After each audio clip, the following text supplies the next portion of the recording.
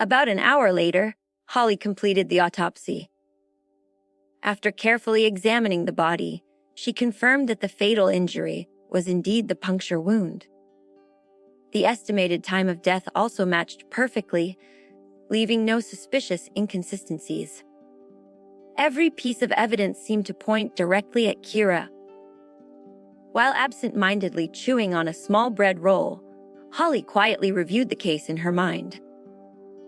Then a sudden thought crossed her mind. Has Kira even eaten dinner tonight? Without wasting any time, Holly submitted the autopsy report, grabbed a few bread rolls, and made her way downstairs. As soon as she reached the lower floor, she noticed activity inside the interrogation room. She casually glanced toward the surveillance monitor and immediately froze. Kira appeared on the screen. Her eyes were swollen, red, and visibly irritated. Holly's expression changed instantly. She hurried inside the interrogation room and switched off the glaring spotlight. Darkness filled the room.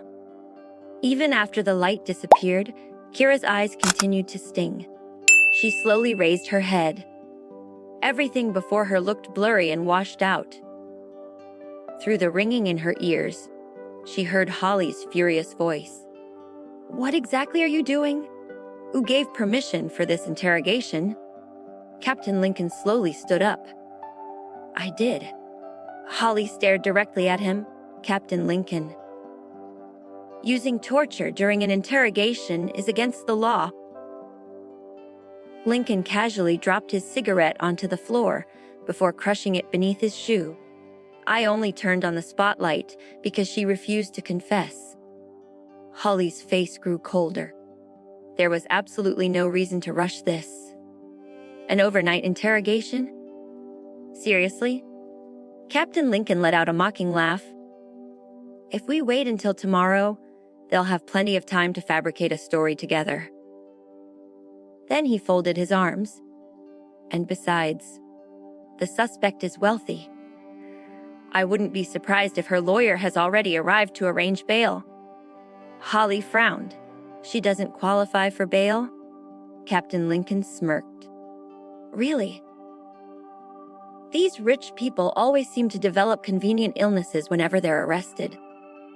That they'll bring a medical certificate, and suddenly everything is solved. You've seen cases like this before.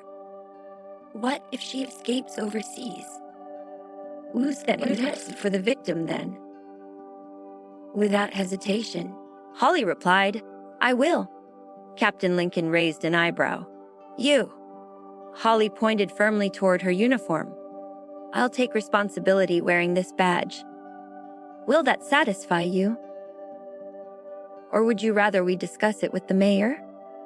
For the first time, Captain Lincoln had no immediate response. He remained silent. Just then, his phone vibrated. After reading the notification, a smug smile appeared on his face. "Dr. Sims, you're far too innocent. Come with me." Holly followed him out of the interrogation room. As they walked down the hallway, she finally spoke. "I know about the suspect from your previous case. The wealthy man who pretended to have heart disease just to secure bail before escaping overseas. That case is still unsolved." She looked directly at him. "But that doesn't mean everyone is the same?" "I don't know about other people, but Kira Olsen would never do that." The Captain Lincoln suddenly stopped walking and turned around. "Oh, really? Her lawyer is already waiting downstairs. I just received confirmation. They've submitted a bail request, claiming she's seriously ill. They just haven't decided which illness they'll use yet." Meanwhile, inside the front lobby, the lawyer was busy completing the bail application. Samuel paced back and forth behind Lewis with obvious anxiety. Why did all of this have to happen today? It's almost time for her monthly treatment. If Boss doesn't receive it, she'll become seriously ill. Lewis looked over. What illness does she have? Samuel sighed heavily. Severe iron deficiency anemia.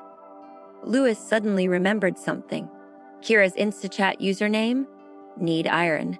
So that strange username hadn't been random after all. Samuel continued anxiously. Don't underestimate iron deficiency anemia. My boss's condition isn't normal. Her illness is extremely unusual. After another sigh, he explained, doctors still don't know why. But her body simply refuses to absorb iron naturally.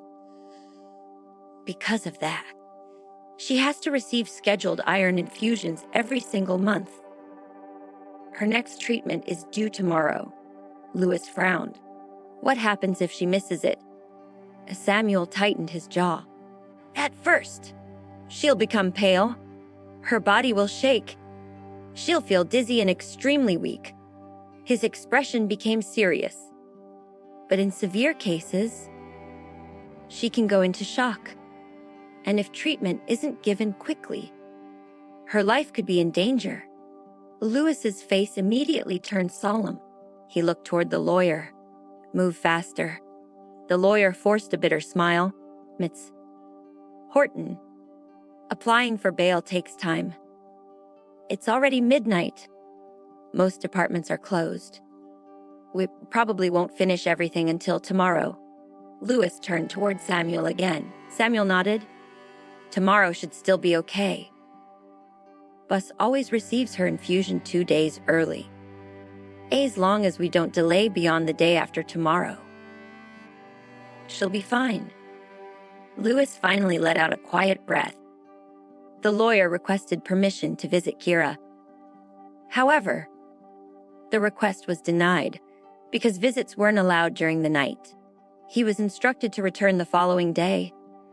Having no other option, Lewis and Samuel reluctantly left. Not long afterward, Holly arrived with Captain Lincoln.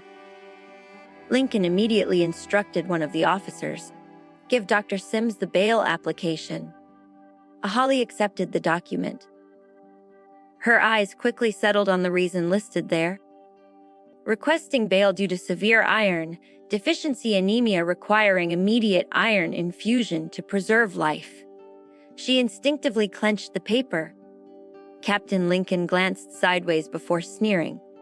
See, your trusted friend didn't even choose a believable illness. Instead of claiming heart disease, she picked anemia. He shook his head. You're far too trusting. These wealthy kids have absolutely no limits. Holly's body stiffened. Once again, she felt completely deceived. Kira had claimed she trusted her. Yet behind her back, she was already trying to secure bail, using what sounded like a ridiculous excuse. Taking a deep breath, Holly turned around sharply. Without another word, she strode toward the interrogation room. Captain Lincoln followed closely beside her. As they walked, he continued talking. These rich kids only care about themselves. They commit crimes, then invent excuses to avoid punishment. I reviewed every report. The victim only asked her for money. She attacked him to stop him. He paused briefly. Yes, it may technically be manslaughter. No one expects a steel rod lying nearby. Then he looked directly at Holly. I followed every procedure. I questioned her overnight, so she wouldn't have time to prepare excuses. He narrowed his eyes. The only reason you treated her differently is because she's your former classmate. So tell me, who really broke the rules? You did. You're too soft. Well, you haven't been wearing that uniform long enough.